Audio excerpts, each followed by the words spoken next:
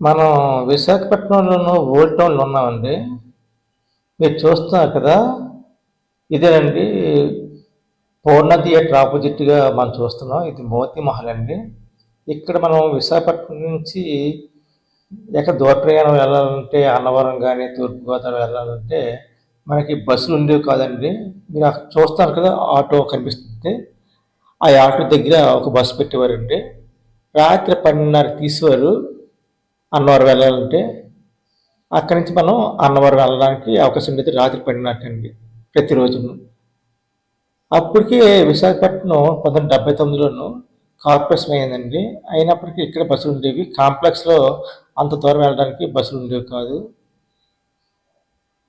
మీరు చూస్తున్నారు విశాఖపట్నం పూర్ణ థియేటర్ అండి. ఆపోజిట్‌లో తిరిగితే ఇది మోతీ మహల్ అండి. ఇక్కడ ఆగేది బస్సు. అయితే అన్నవరం వెళ్ళేది కానీ అన్నవరం ముందు తుని దగ్గర ఆగిపోయేదండి బస్సు. మళ్ళీ అక్కడి నుంచి మనం దేవస్థానం బస్సు వచ్చేది. ఆ టైం మనకు ఉండేదండి. మీరు చూస్తున్నారు మోతీ మహల్ ఇక్కడే ఉండేదిగా అక్కడ బస్సు ఆగేది. ఇప్పుడు మనం చూస్తుందండి విశాఖపట్నంలో ఈ ఓల్డ్ టౌన్లో ఉన్న ఎలంపేట రోడ్ అండి. ఇక్కడ ముందుకెళ్తే పూర్ణ మార్కెట్ దుర్గారాం గుడి కనిపిస్తుందండి. మీకు చూస్తారు కదా, దీన్ని కొంచెం ముందుకెళ్తే మనకి ఓల్డ్ బస్ కాంప్లెక్స్ కనిపిస్తుందండి. అయితే ప్రజెంట్ అది అక్కడ లేదు. ప్రజెంట్ అది ఎలాగుందో చూద్దామని నేను వచ్చానండి. ఎందుకంటే విశాఖపట్నంలో ప్రజలకు చాలామందికి ఓల్డ్ కాంప్లెక్స్ ఏ విధంగా ఉండేది, ఎక్కడ ఉండేది కూడా చాలామంది తెలియదు. మీరు చూస్తున్నారు ఈ పక్కనే మనకి మున్సిపల్ స్టేడియం అండి, ఇందిరాగాంధీ క్రికెట్ స్టేడియం ఉంది ఈ పక్కన, ఈ సైడు లెఫ్ట్ సైడ్. కానీ ముందుకెళ్తే మనకి కనిపిస్తుందండి. మన దగ్గరికి వచ్చేసాం. ఇది ఓల్డ్ బస్ కాంప్లెక్స్ విశాఖపట్నం మనం చూడడానికి వెళ్తున్నాం. ఎంతైనా ఓల్డ్ అయిపోయిందండి విశాఖపట్నం అంతా. చూసారా, అంత మొత్తం అంతా ఏదో పాత ఊరైపోయినట్లు కనిపిస్తుంది.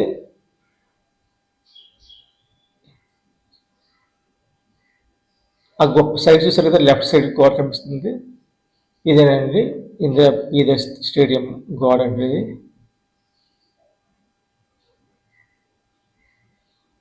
ఇది మనది స్కూల్ అండి. అసలు అప్పుడు అదే ప్లేస్లో కొంచెం స్కూల్ కూడా కట్టారు కొంత భాగాన్ని. ఇప్పుడు మనం చూస్తున్నామండి పండా వీధి అండి. ఇది రాసి చూడండి ఓల్డ్ కాంప్లెక్స్ అని. ఇప్పుడు మనం చూడడానికి వచ్చాము ఈరోజు ఆదివారం, అందుకే ఇక్కడ మొత్తం అన్ని షాపింగ్స్ అన్నీ క్లోజ్ చేసి ఉన్నాయండి.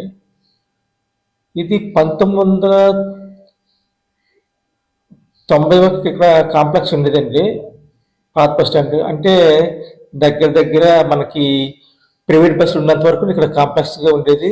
అప్పటికే ఆర్టీసీ కాంప్లెక్స్ కట్టారండి, అయినప్పటికీ ఇక్కడ బస్సులు వచ్చేవండి పాత బస్ స్టాండ్కి.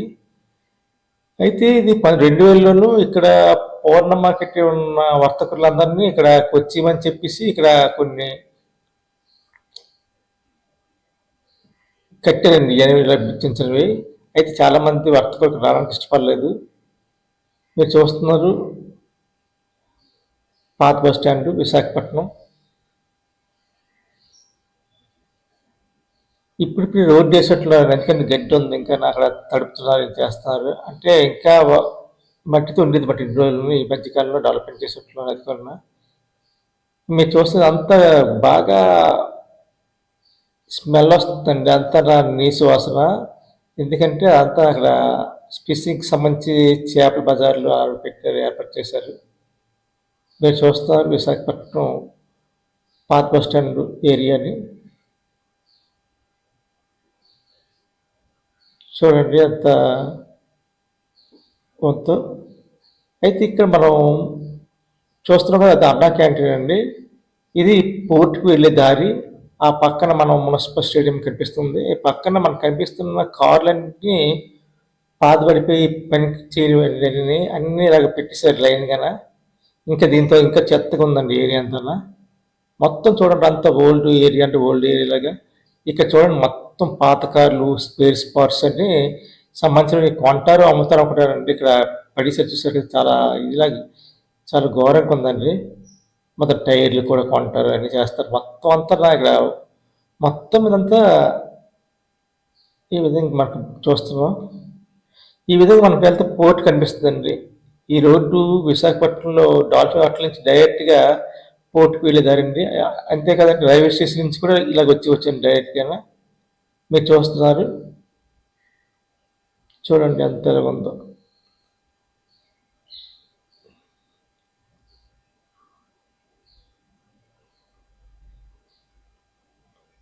ఎంత ఘోరంగా ఉందండి, అంత ఘోరంగా ఉందండి ఏరియా బాగా. ఇప్పుడు మనం కాంప్లెక్స్లోకి వెళ్తున్నామండి.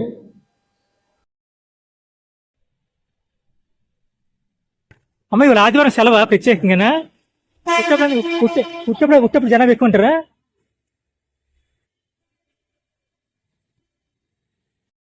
చూడండి, ఇది ఓల్డ్ కాంప్లెక్స్ విశాఖపట్నం. అమ్మ ఇది ఏర్పాటు చేసి ఎన్ని సంవత్సరాలు అయిందమ్మా ఇది కట్టి? అంటే నాకు తెలిసి కాంప్లెక్స్ ఉంది ఇక్కడ, అందుకు అడుగుతున్నాను.